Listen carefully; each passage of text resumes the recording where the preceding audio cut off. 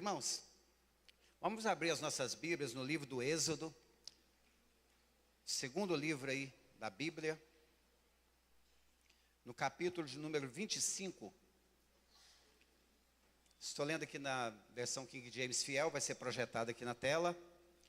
E nós vamos estar lendo juntos, são 8 versículos, para nós estarmos meditando nesta manhã, um pouco na palavra de Deus, falando de um Deus que habita no meio do seu povo. Amém? Êxodo 25, versículo de número 1 diz assim: E o Senhor falou a Moisés dizendo: Dize aos filhos de Israel para que me traga uma oferta de todo homem que a der voluntariamente, com seu coração tomareis a minha oferta. E esta é a oferta que recebereis deles: ouro e prata e bronze. Volta, por favor, no 3. Isso mesmo, ouro, prata e bronze. Continua. E azul e púrpura e escarlate e linho fino e pele de cabra. E peles de carneiro tingidas de vermelho, e peles de texugos e madeira de acácia. Óleo para a luz, especiarias para o óleo da unção e para o incenso aromático. Pedras de onix e pedras de engaste para colocar no éfode e no peitoral. E me faça um santuário para que eu habite entre eles. Vamos repetir juntos esse último versículo? Vamos lá, 1, 2 e... Amém. Pai, em nome de Jesus, nós agradecemos por esta palavra lida, pela presença do Senhor em nós, no meio do seu povo, da sua igreja. E oramos a Deus para que o Senhor fale conosco, segundo a sua vontade, em nome de Jesus. Amém. Irmãos, meditando um pouco nesta palavra que eu quero ministrar hoje, e quando nós olhamos para todo o contexto da palavra de Deus, desde a criação, né, durante todo o Antigo Testamento, depois com a encarnação de Cristo, a vinda de Cristo, e até lá no livro do Apocalipse, nós vamos perceber claramente um desejo de Deus, o Deus Criador, o Deus soberano, o Deus que tem o controle da história nas palmas das suas mãos, o Deus que sabe de tudo a meu respeito e o seu respeito. Nós percebemos claramente esse Deus, o desejo dele em habitar no meio do seu povo, o desejo dele em ter um relacionamento com o ser humano. Desde quando ele criou Adão e Eva, e na virada do dia Deus falava com Adão ali no jardim. Depois sabemos que veio o pecado, causou a separação entre Deus e o homem, mas ainda assim, em todo o tempo, nós podemos ver a graça de Deus sendo manifestada em toda a Bíblia. E também o mover, a presença de Deus em todo o Antigo Testamento. Quando nós olhamos para o capítulo 25 do Êxodo, até o capítulo de número 40, não está ali necessariamente em ordem, mas nós vamos ver ali a função dos sacerdotes, e vamos ver também a Deus pedindo a Moisés que construísse um tabernáculo. E é muito interessante quando nós olhamos para esse versículo de número 8, porque após Deus descrever para Moisés ali todo o material que ele já havia preparado para a construção do tabernáculo, no verso 8, ele vai dizer que esse santuário era para que ele habitasse, era para que ele estivesse habitando nesse santuário. E o tabernáculo descrito no livro do Êxodo, ele continha alguns elementos ou utensílios que eram sagrados, e esses itens eram organizados dentro e fora, né, do tabernáculo ali. Eles eram colocados no Santo dos Santos, e também no átrio exterior, ou no pátio, que estava ali fora, onde o tabernáculo estava colocado dentro dele.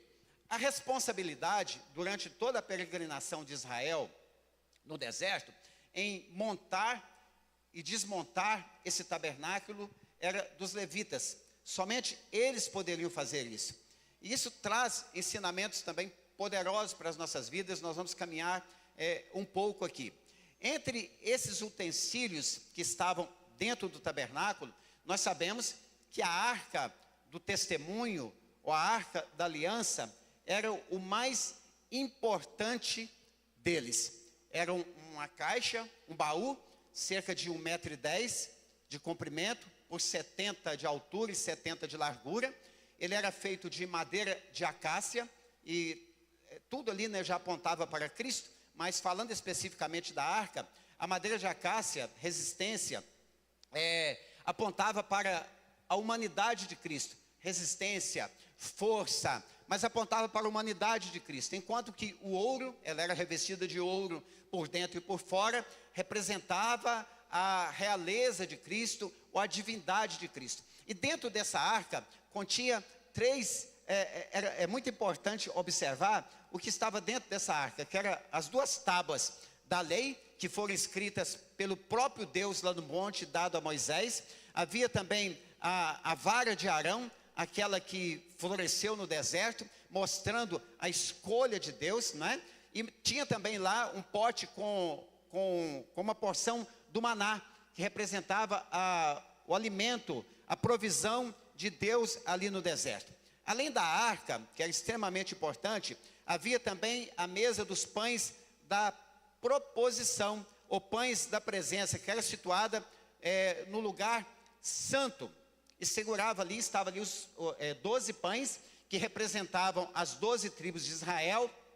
Esses pães, nós não temos o tamanho dele, imagine-se que era bem grande, né, pela quantidade de farinha que era ofertada ali, né, mas eram 12 pães representando as 12 tribos de Israel, e esses pães, eles deveriam ser trocados toda semana eles deveriam ser trocados. Vá observando os detalhes, porque na hora de aplicar a palavra, você vai perceber como é importante ligarmos, né, a Arca da Aliança, esse tabernáculo, a Cristo Jesus. Também estava lá o candelabro de ouro, o menorá, né, também ali no lugar santo, que fornecia iluminação. Eram 7 lâmpadas em formato de taças, em uma só haste de ouro também. E essas lâmpadas ali no candelabro, elas deveriam ser acesas com óleo puro de azeite batido. Lá no livro do Êxodo ainda, no capítulo 27, versículo 20, há uma ordem para os filhos de Israel, que eles trouxessem todas as manhãs azeite puro de oliva, azeite de azeitonas ali, né, batido, para que fosse trocado, para manter essas lâmpadas acesas o tempo todo. Também havia o altar do incenso, que era colocado diante do véu, que separava ali o lugar santo do lugar santíssimo. O lugar santíssimo era onde estava a Arca da Aliança.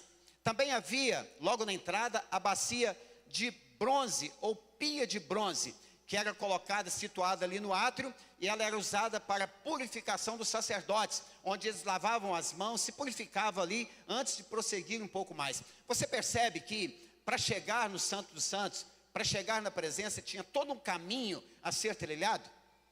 Tinha um caminho, não era já ir lá para o santo, ou para o Santo dos Santos. Tinha todo o caminho. Os sacerdotes precisavam se purificar, precisava passar diante da mesa dos pães da proposição, diante também ali do candelabro, ou da menorá, as 7 lâmpadas que se mantinham acesas 24 horas por dia. E também havia também o altar de bronze, que era o altar do holocausto, localizado também no átrio, que era para o sacrifício, onde se sacrificava, e após então caminhava um pouco mais, ali o sacerdote podia caminhar um pouco mais. E como eu mencionei, o principal desses elementos que estavam ali, desses utensílios, era a Arca da Aliança. Por quê? Porque ela representava a presença de Deus no meio do povo, durante todo o tempo. E ali no tabernáculo, ela representava a presença de Deus no Santo dos Santos, o lugar onde o sumo sacerdote podia chegar somente uma vez por ano, e com detalhe, nas suas roupas, precisava dos sinos lá em volta, né, nas bordas das suas vestes, e eles não podiam ficar parados, eles tinham que estar em movimento lá o tempo todo, porque de fora se ouvia o barulho. Enquanto estava ouvindo barulho, é porque estava vivo. É interessante, né? Eu até pensei aqui agora, veio na minha mente aqui agora, né? Que a gente não pode ficar parado, tem que estar em movimento o tempo todo, precisam fazer os barulhos aí para a glória de Deus, né? Mas enfim, isso é outro assunto. E eles ficavam o tempo todo em movimento, por quê? Se esse barulho parasse de ser audível para as pessoas que estavam lá fora, simbolizava que ele estava parado. e uma vez parado, ele estava morto. Não podia chegar na presença dos santos, ou no lugar santíssimo, se tivesse em pecado. Por isso ele sacrificava primeiro em favor dele, se purificava, tinha todo esse caminho a percorrer, e quando ele chegava lá, ele precisava estar limpo dos seus pecados, para que ele pudesse estar diante do Senhor. Se o sino parasse de tocar, estava morto. Então tinha uma corda que não podia entrar lá para tirar o sumo sacerdote. Ele era puxado de dentro do Santo dos Santos, porque ele estava em pecado e não podia estar ali. Sabemos também que Moisés, ele podia chegar diante da presença do Senhor. Deus falava com Moisés face a face, como a Bíblia nos mostra. Mas nós percebemos que quando olhamos para o Novo Testamento, tem um versículo também que eu quero citar aqui, que é Mateus 27, versículo 51, que a Bíblia diz que quando Jesus morreu lá na cruz, o véu do templo se rasgou, de alto a baixo. Havia uma cortina lá no tabernáculo, uma cortina que separava o santo do lugar santíssimo, o lugar santo do lugar santíssimo, onde estava a arca do testemunho, a arca da aliança. Lá ninguém podia chegar, ninguém tinha acesso, somente o sumo sacerdote uma vez por ano. E havia um véu que separava esses dois locais um do outro. Quando Jesus morre na cruz do Calvário, a Bíblia diz que o véu lá no templo, ele se rasga de alto a baixo. É importante observar que Deus traz essa ordem para Moisés. Em Êxodo capítulo número 25, nós vamos ter 16 capítulos falando a respeito de todos os utensílios que estavam dentro dessa arca, desse tabernáculo, todos os elementos que estavam ali, todo o ensinamento, tudo foi escolhido por Deus, como nós lemos aqui. Tudo escolhido por Deus, as medidas, como deveria ser colocado, a ordem que deveria ser colocada. Diz um comentarista que essa tenda, ela olhada de cima para baixo, ela tem um formato de cruz. Ela é um formato de cruz. Todos os utensílios, né, que eram colocados ali, desde do local do sacrifício, a pia onde os sacerdotes se limpavam ali, se lavavam, os pães da proposição, todo esse caminho, chegando lá no altar, na arca da aliança, era um formato de cruz. E quando Deus dá essa ordem para Moisés, e a partir daí, até Canaã, até Jerusalém, esse tabernáculo vai estar junto com o povo, sendo levado pelos levitas. Somente na construção do templo, por Salomão, que aí não, os sacrifícios passaram a ser no templo. Mas quando nós olhamos para Mateus 27, 51, nós entendemos que esse caminho que nos leva a Deus, que nos leva na presença do Senhor, para você entender, como se fosse no Antigo Testamento, diante da arca da aliança, onde somente os sumos sacerdotes poderiam chegar, através de Cristo, todos nós temos esse acesso. Todos nós podemos nos achegar a Deus, porque Ele nos fez sacerdotes. Nós todos fomos feitos sacerdotes, e por causa de Cristo, que está sentado no trono, à destra de Deus, intercedendo por nós o tempo todo, por causa dele, nós temos acesso à presença de Deus. Nós percebemos que a arca da aliança, a madeira e também o ouro, simbolizando, como eu disse, a divindade de Cristo, a realeza de Cristo, o ouro e a madeira, simbolizando a humanidade de Cristo. Assim como a arca unia a madeira ao ouro, Jesus une a natureza humana à natureza divina, nele próprio. A natureza humana é a natureza divina. Jesus, 100% homem, 100% Deus.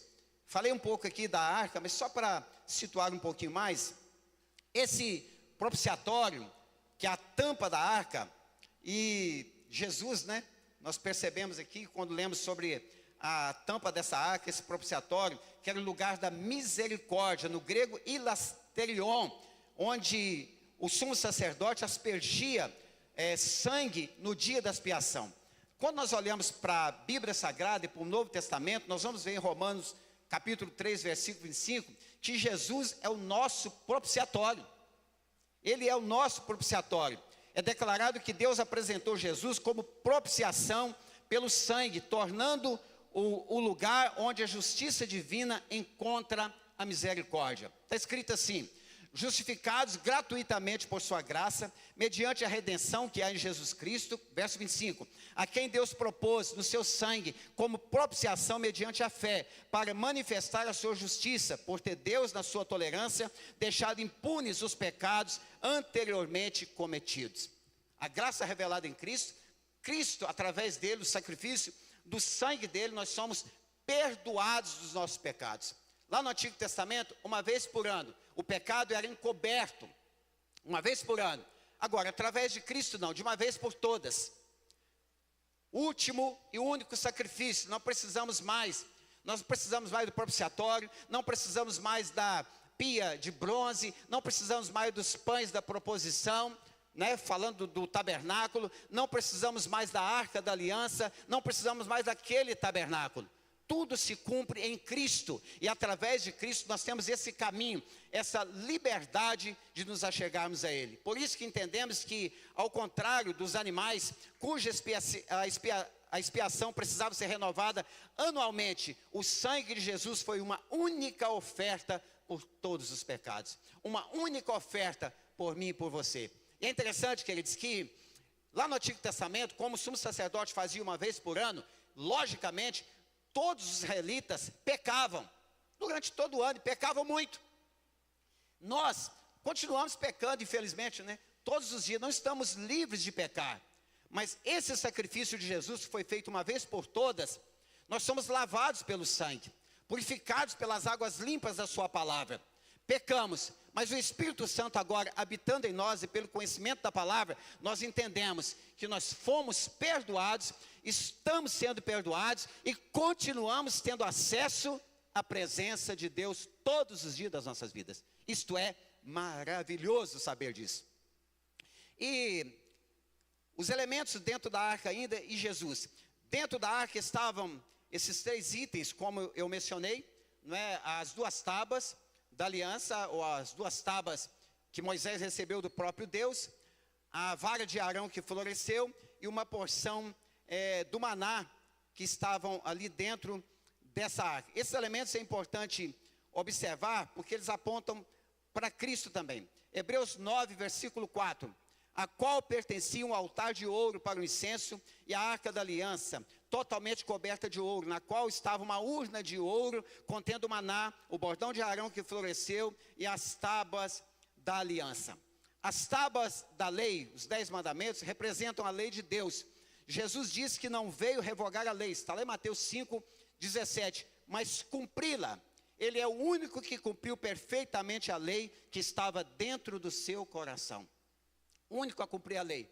Ninguém jamais, no Antigo Testamento e hoje, nenhum de nós teríamos condições de cumprir. O pote de maná representa a provisão de Deus no deserto. Jesus se identificou como o pão da vida que desceu do céu em João 6, 35. A vara de Arão que floresceu representa a escolha divina do sumo sacerdote e a ressurreição de Jesus. Jesus é o nosso sumo sacerdote eterno, cuja ressurreição traz vida àquele que está morto. Através de Jesus, aquele que está morto, ele tem direito a uma vida abundante em graça, uma vida abundante na presença do Senhor, uma vida abundante desfrutando de tudo que Deus tem para os filhos dele, para aquele que reconhece a Cristo como Salvador. Mas também é interessante, um quarto comentário, a presença de Deus e o véu rasgado. No Antigo Testamento, a arca ficava no Santo dos Santos, como eu mencionei, um lugar escondido através de um véu. E quando Jesus morre na cruz, esse véu se rasga, simbolizando que Jesus abriu um caminho direto à presença de Deus, dispensando o sistema de templos e a necessidade de uma arca física, a necessidade de todos aqueles elementos. Jesus, ele traz um caminho que nos leva não somente à eternidade, o que é mais importante, mas nos leva a desfrutar da presença de Deus aqui na terra. Sabia que você pode desfrutar da presença de Deus aqui na terra? Amém ou não amém? Tem alguém que está desfrutando ou é só eu mesmo? Estamos desfrutando da presença de Deus aqui na terra. E nós vamos entender daqui a pouco porque o tema dessa palavra, um Deus que habita no meio do seu povo. Observamos que em todo o Antigo Testamento, E é um detalhe, queridos, que eu queria passar para vocês, é o seguinte: é lógico que não dá para uma ministração em um domingo, 2, 3, talvez 6 meses, falar de todos os elementos do tabernáculo, de todos eles. Impossível. Talvez ministração na parte da manhã, à noite uma ministração diferente, no domingo seguinte falando somente sobre a arca, somente sobre o candelabro, somente sobre os pães da proposição, sabe? Cada ministração sobre um elemento desse que estava ali no tabernáculo.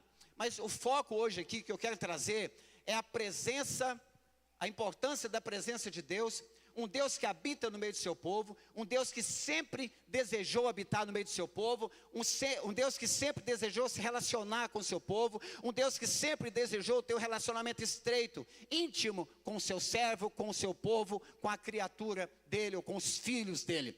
Por isso, estou focando um pouco mais na arca, porque ela representava a presença de Deus. Quando Deus fala para Moisés no verso 8, um lugar em que eu possa habitar, Ele não estava falando somente do candelabro, não estava falando da pia de bronze, não estava falando do local de sacrifício, porque ali era um caminho onde o sumo sacerdote precisava percorrer para chegar no lugar santíssimo, para chegar no lugar santo do santo, onde estava a presença de Deus, e aí sim, desfrutar da presença de Deus. Mas um Deus que disse: olha, faça uma arca, coloque essa arca após esse véu, esse grande véu, e lá eu vou estar presente. Lá eu vou falar com o sumo sacerdote, com Moisés. Lá eu vou manifestar a minha presença, a minha glória, a minha Shekinah vai descer lá. E para chegar na minha presença, precisa estar puro, não pode estar em pecado, precisa ter uma vida de santidade, precisa reconhecer quem você é, precisa se curvar diante da soberania, da grandeza,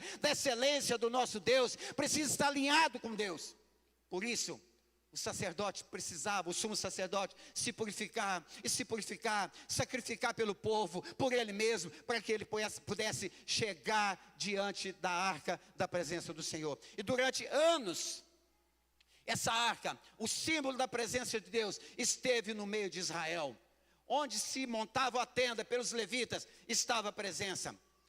Se Deus quisesse que movimentasse para outro lugar, Deus direcionava. E eles montavam e caminhavam segundo a vontade daquele que estava no meio do povo. Não dependia unicamente do povo, dependia do Deus Criador de todas as coisas manifestar a sua vontade, o seu desejo, para que ele pudesse realizar aquilo que ele havia proposto para o povo. E assim, nos nossos dias, não é diferente, queridos. Quando Deus direciona a abrir uma igreja, um ministério, uma célula, um pequeno grupo, o discipulado, Deus deseja, Ele é o mais interessado em estar nesse meio, em estar participante disso. Por isso a importância de compreender a vontade de Deus. Agora, e o túmulo vazio e a arca? O que tem a ver o túmulo vazio e a arca? Um comentarista diz o seguinte, que alguns estudos bíblicos conectam a arca ao túmulo vazio de Jesus. A arca era uma caixa vazia de corpos, indicando que Deus é vivo. Não é só por causa dos objetos que estavam ali dentro. Não. A arca estava com as tábuas da lei, porque Deus mesmo a havia escrito e entregado a Moisés. O maná desceu do céu para sustentar o povo no deserto, provisão. Arão escolhido, a sua vara floresce no deserto, no lugar improvável, mostrando a escolha de Deus. Mas dentro daquela arca, não havia um ser, Deus não estava preso dentro daquela arca. E é interessante quando olhamos para esse comentário do túmulo vazio, assim como a arca era um lugar sagrado que não continha um corpo, o túmulo de Jesus estava vazio, provando a sua ressurreição e vitória. Está vazio, provando a ressurreição e a vitória de Jesus Cristo para a igreja, a vitória sobre a morte, sobre o inferno, derrotando de uma vez por todas e nos garantindo que um dia nós estaremos com Ele também na glória. O túmulo está vazio, queridos. Todos os fundadores de religião, que você for lá no túmulo dele, vai estar escrito: jaz aqui. O de Jesus não está aqui, porque já ressuscitou. E quando você olha para a Bíblia Sagrada, está dizendo que ele ressuscitou, vive e reina para todo sempre, está sentado à destra do Pai e tem todo o poder nos céus e na terra. Esse é o nosso Cristo, esse é o nosso Jesus, é o Deus que habita no meio do seu povo. Aleluia. Em resumo, enquanto a Arca da Aliança era o local de encontro entre Deus e o ser humano, o homem do deserto, Jesus é o encontro definitivo e vivo, a própria habitação de Deus entre nós. Oh glória! Enquanto a arca representava a presença de Deus ali, no meio do seu povo, o próprio Cristo agora, Jesus, habita no meio do seu povo. Há uma garantia bíblica para isso. Mateus 28:20, estarei com vocês todos os dias, até a consumação dos séculos. Jesus habita, queridos, como ele mesmo disse, não em templo feito por mãos de homens, mas ele habita em mim, habita em você. Por isso nós, como santuários do Senhor, precisamos purificar todos os dias, como Paulo disse, todo corpo, alma e espírito sejam santificados diante do Senhor, porque ele não habita em templo imundo, sujo. Aleluia. Jesus habita em você, irmão.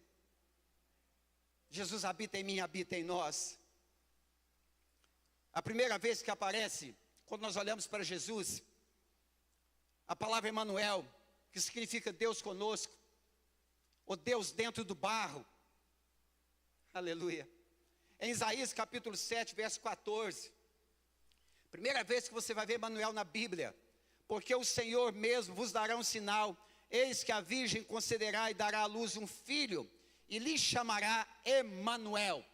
700 anos antes de Jesus Cristo nascer. Olha lá em Mateus capítulo 1, verso 23. A confirmação. Eis que a virgem conceberá e dará à luz um filho, e ele será chamado pelo nome de Emanuel, que quer dizer Deus conosco. Deus que habita em nós, que habitou no meio do povo, que habita em nós, Deus dentro do barro. Agora, o véu do templo se rasga, Mateus 27:51. Jesus nasceu, cresceu, foi crucificado.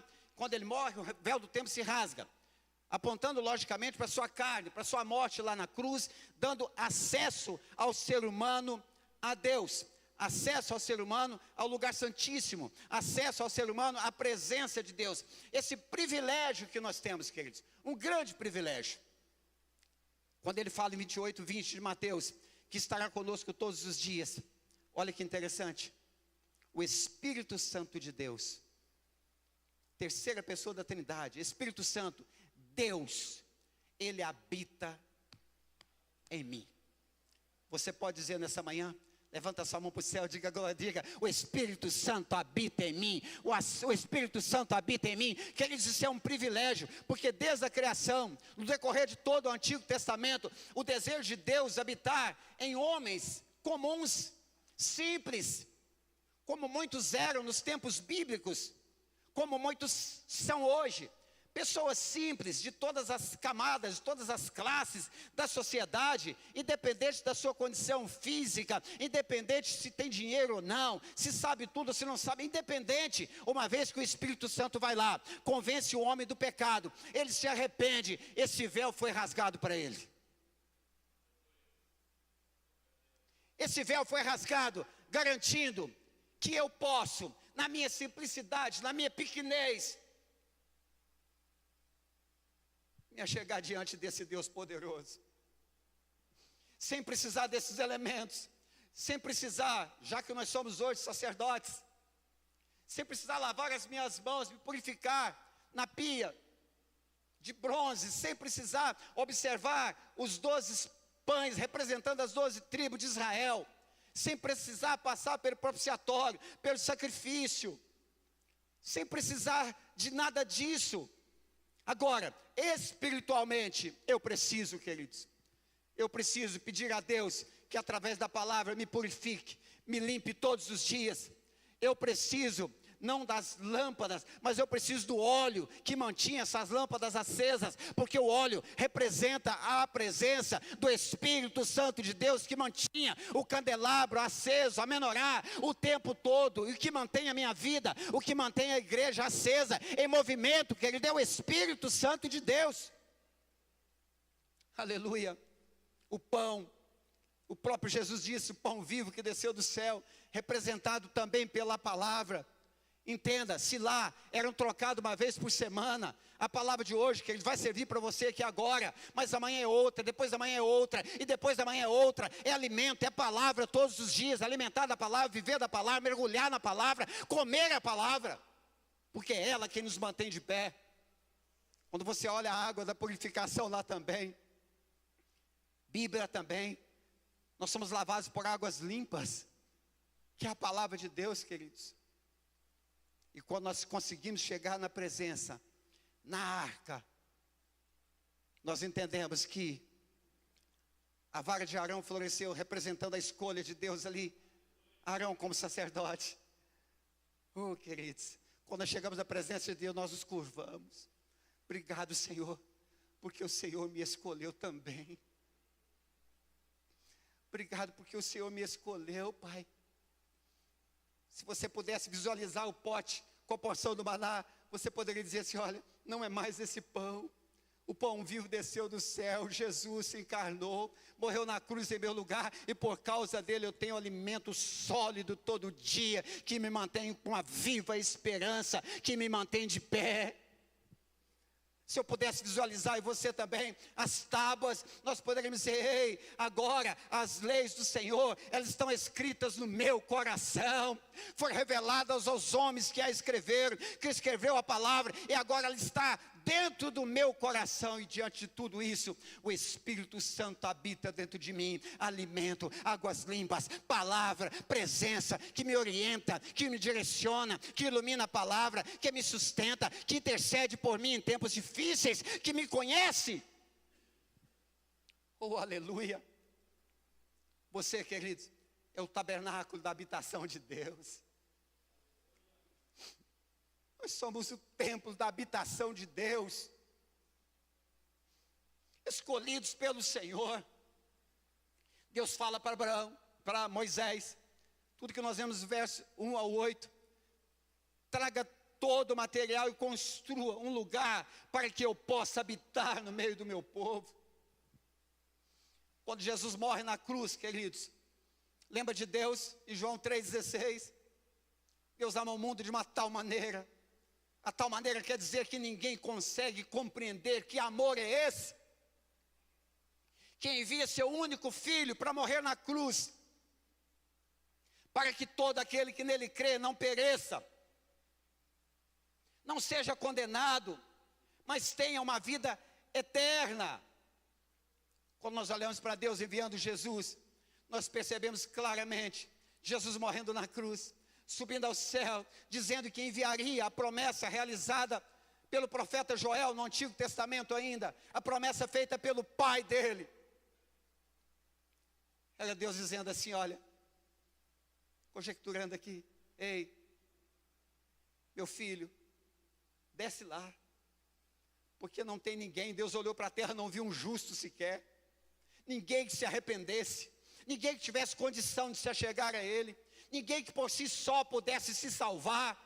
Ele olha para Jesus, meu filho, e envia Jesus. É como se ele estivesse dizendo assim, olha, são todos pecadores, condenados ao inferno, errantes nessa terra, assim como Israel não tinha essa amizade com Deus, e Deus quis construí-la. Deus está dizendo assim, vai lá meu filho, porque eu quero habitar no meio desse povo. Você consegue pela fé entender isso? Como se Deus estivesse dizendo, meu filho, traga esse povo de volta para mim. Estão de costas virados, inimigos, mas através de você, queridos, através de você, meu filho, eu vou religar esse povo a mim, vou trazê-los para mim de novo, para que eu possa habitar na vida dele, na vida dela, na vida dessa criança, desse adolescente, desse jovem, desse casal, dessa família, no seio da igreja. Porque a igreja ela é do Senhor Jesus. Nós pertencemos ao Senhor Jesus. Esse é o Deus que nós servimos, querido. O Deus que apareceu para Moisés lá no Êxodo capítulo 3, no meio da sarça que não se consumia, aquele fogo ali, e ele ouve a voz dizendo: ei, tira a sandália dos seus pés, porque o lugar que você está pisando é terra santa, é lugar santo. Onde está a presença de Deus, queridos? É lugar santo. Se a presença de Deus está em mim e você precisa entender que o Senhor nos chamou para sermos santos, como Ele é santo, está escrito na sua palavra. Santidade ao Senhor. Ontem tivemos aqui um workshop para o Ministério de Louvor. Que bênção!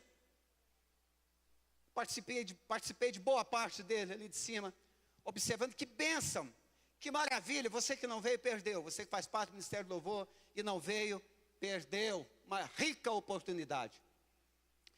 Mas eu percebi algumas coisas, queridos. Todas as técnicas, como é importante ter técnica, irmãos. Como é importante estudar. Como é importante, se você entende que é um violonista, você investir tempo estudando o seu violão. Guitarrista, mesma forma, baixista, baterista, vocalista, se você canta. Eu me lembro até de ter falado isso na reunião que eu fiz com o Ministério do Louvor aqui no ano passado. A importância disso, da pessoa entender o seu chamado. Saber, não é isso que Deus quer para mim. É isso mesmo, não é outro lugar, é isso. As técnicas, queridos, importantíssimas.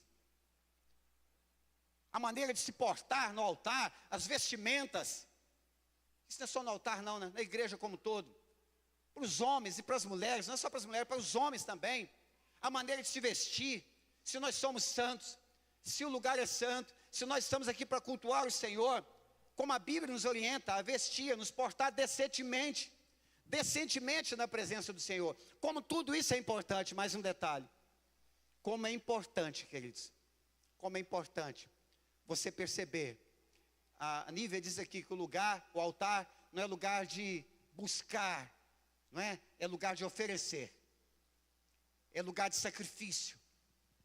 Como é importante, o principal, o nosso relacionamento com Deus, a intimidade com Deus. E como a gente pode perceber naquela menina, uma vida com Deus. Quando você ministra, querido, quando você prega, quando você toca o seu instrumento, ela falando aqui da caixa de tarol, né, José? Eu lembrei que o primeiro instrumento que eu toquei na minha vida foi um tarol, na banda de música. E eu era o tarolista da banda. Esse eu não toquei não. Eu era o tarolista da banda. E nós viajamos muitas cidades no estado de Minas. Na época a gente viajava muito. Fazia muitas caravanas, muitas mesmo. E eu estava lá criança, 10, 11, 12 anos com o tarol. Quando ela falou, fui lá 40 e tantos anos atrás, lembrando disso. Sabe, queridos, a importância de você ter uma vida com Deus. Santidade ao Senhor. Quando nós olhamos para o sumo sacerdote do Antigo Testamento, a gente lê, não observa, ele ia lá uma vez por ano, sacrificar pelo povo e por ele, e ele chegava na presença, no lugar santíssimo, glória a Deus, mas ele precisava se purificar, e se sacrificar, se estivesse em pecado, morria lá dentro. Hoje, queridos, nós não vivemos mais debaixo da lei, nós não vivemos mais dessa forma, estamos na dispensação da graça, mas o princípio da palavra, o princípio bíblico de santidade nunca vai mudar, ele é o mesmo. Nós estamos debaixo da misericórdia de Deus, que se renova todas as manhãs, e a Bíblia diz que ela é a causa de nós não sermos consumidos. Nós precisamos entender, queridos, que acima de uma técnica, acima de um conhecimento, acima de uma boa performance no altar, está a comunhão com Deus. Quando você abre a boca para pregar, abre a boca para cantar, toca o seu instrumento, você precisa entender que não está chegando diante de Deus uma bela voz, um belo acorde musical, condicionantes e tudo mais, que não está chegando um belo grupo diante de Deus, está chegando o sacrifício de louvor. E é interessante como isso começa dentro de casa, eu tenho falado muito sobre isso, lá no nosso secreto. E aí, queridos, nós não vamos mais pedir, desce Espírito Santo, vem Jesus, porque o Espírito Santo já veio. E como Deus habitava, estava lá no meio do seu povo, na arca, e durante todo o tempo de 40 anos no deserto, coluna de nuvem à noite, coluna de fogo à noite, coluna de nuvem durante o dia, sendo provisão no deserto, provendo alimento, água da rocha, que apontava também para Cristo, Deus no meio do seu povo. Deus continua sendo Deus da igreja, continua sendo soberano, o Espírito Santo continua habitando em nós. Por isso a necessidade de nós termos uma vida santa com o Senhor. Deus habita em você. Amém? Para terminar, vamos ficar de pé. Quero chamar o pessoal do louvor.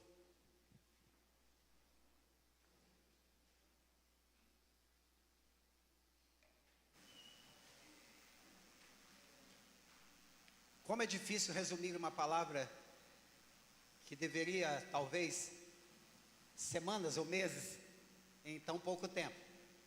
Mas eu creio que a mensagem foi entregue. Você precisa compreender que o Deus que nós servimos, Ele sempre desejou se relacionar com você. Não se acha, não olhe para você e diga assim: eu sou incapaz, eu sou tão pecador. E é mesmo, eu também. Isso é verdade, é bom quando a gente fala: eu sou pecador, Senhor, a gente peca mesmo. Sabe, se eu não tenho condições, entenda isso, nós não temos mesmo. Mas olhe para a cruz de Cristo e entenda que ela está vazia. Que Jesus morreu, o véu se rasgou. E através dele, do Espírito Santo, nós temos esse acesso, essa liberdade de nos achegarmos a Deus. Vamos nos achegar um pouco mais a Ele nessa manhã. Feche seus olhos. Não olhe nesta manhã para dentro do tabernáculo. Não olhe para a arca da aliança. Não olhe para os elementos que estavam ali. Olhe para Jesus, que é o autor e consumador da nossa fé, da sua fé. Olhe para Ele nessa manhã e diga: Jesus. Ore no seu lugar, fala: Jesus, muito obrigado, porque por causa do Senhor, o Senhor mesmo proveu o caminho para eu chegar a Deus. E agora eu sei que o Teu Espírito Santo habita em mim. Eu sei que o Senhor deseja se relacionar comigo. Eu sei que o Senhor deseja que eu me aproxime dia após dia do Senhor. E eu sei, Pai, que o Senhor está presente nesse culto. Eu sei que o Senhor está presente nessas casas onde essa mensagem está chegando ou vai chegar. Nós cremos no Senhor. Cremos no poder da Tua palavra. O louvor vai estar ministrando. Ore aí no seu lugar.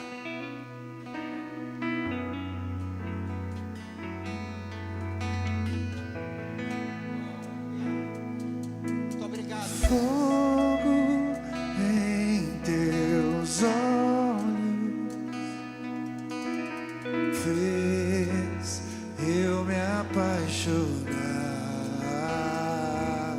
Queimou todos os outros amores, queimou todos os outros amores. Fogo em Teus olhos fez eu me apaixonar.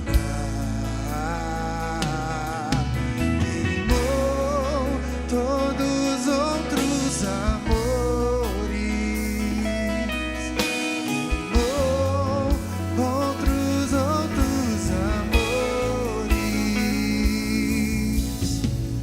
Eu ainda tenho fome, Oh, aleluia. ainda tenho lenha, pode vir queimar, pode vir queimar. Eu ainda tenho fome, eu ainda tenho lenha, pode vir queimar, pode vir queimar. Eu ainda tenho fome, eu ainda tenho lenha, pode vir queimar, fogo em